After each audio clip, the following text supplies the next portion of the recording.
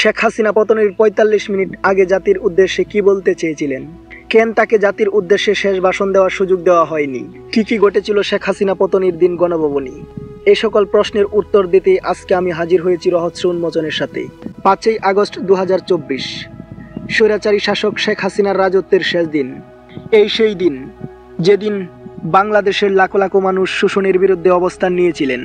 রাজপথ রক্তে রঞ্জিত হয়েছিল, বেসে গিয়েছিল অন্যায়ের বৈষম্য।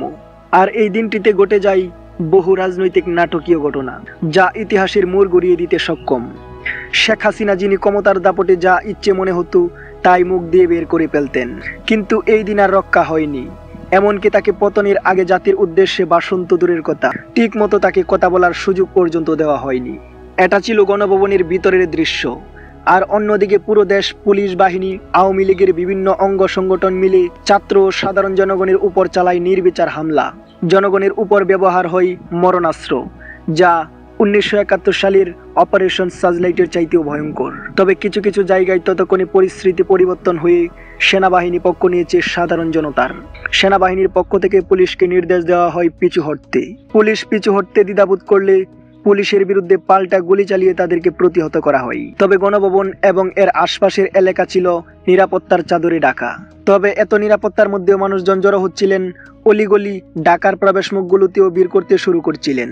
গোয়েন্দা তত্ত্বে এক খবর শেখ হাসিনার কানে পৌঁছালে তিনি যে কোনো মূল্যে আন্দোলন থামানোর নির্দেশ দেন, কিন্তু রক্তপাত এড়াতে সশস্ত্র বাহিনী তার এই নির্দেশ পালনে অস্বীকৃতি জানায়। তারা বলেন আন্দোলন থামানো অসম্ভব, পদক্ষেপ নিলে আরো রক্তপাতই বাড়বে, মানুষকে আটকে রাখা যাবে না। এরই মধ্যে আরো কিছু গোয়েন্দা প্রতিবেদন তুলে ধরা হয় শেখ হাসিনার সামনে।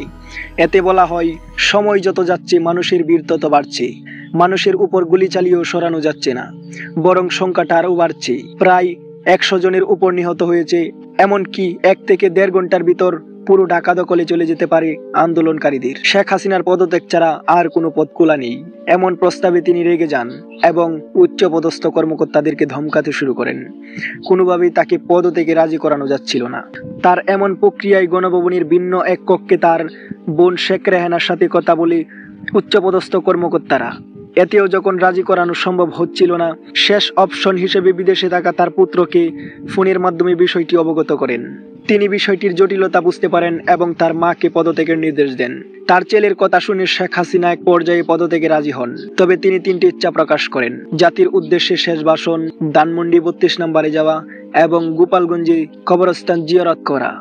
কর্মকর্তারা বুঝতে পারেন ততক্ষণে পরিস্থিতি আরো হাতছাড়া হয়ে যাবে, তাই তারা শেখ হাসিনার এই প্রস্তাবও প্রত্যাখ্যান করেন।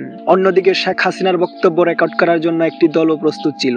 এমন সময় গোয়েন্দা তথ্য হিসেবে জরুরি খবর আসে যে বিক্ষুব্ধ জনতা ঢাকা প্রায় দখল করে নিয়েছে। গণভবনে পৌঁছাতে প্রায় ৪৫ মিনিট সময় লাগবে। এমন সময় ভাষণের প্রস্তুতিও বাতিল করা হয়। তবে তার অঙ্গিভঙ্গি আর কথার ধরন দেখে কিছুটা অনুভব করা গিয়েছিলেন তিনি জাতির উদ্দেশ্যে কি বলতে চেয়েছিলেন। এমনকি উচ্চপদস্থ কর্মকর্তারাও ঠিক বুঝতে পেরেছিলেন কোনো ভাষণ আর কাজ হবে না। তিনি হয়তো বলতে চেয়েছিলেন দেশের জন্য আমি কি করিনি, পদ্মা সেতু করেছি, লাখ লাখ মানুষকে বাড়িঘর করে দিয়েছি, রাস্তাঘাট উন্নয়ন। তবে এসবে যে আর কাজ হবে না ঠিকই বুঝতে পেরেছিলেন উচ্চপদস্থ কর্মকর্তারা। রক্তের বন্যায় দাঁড়িয়ে জনতা উন্নয়নের কথা শুনবে না, তাই আর তাকে জাতির উদ্দেশ্যে শেষ ভাষণ দেওয়ার সুযোগ দেওয়া হয়নি। কোন রকম প্রাণ বাঁচিয়ে পালানোর পথ তৈরি করে দেওয়া হয়েছিল। আর তিনি আলিশান বাড়ি গাড়ি ফেলে এই মাত্র ২-৪টি সুইটকেস নিয়ে হেলিকপ্টারে করে দেশ ছাড়েন। পতন হয় স্বৈরাচারী শাসক শেখ হাসিনার।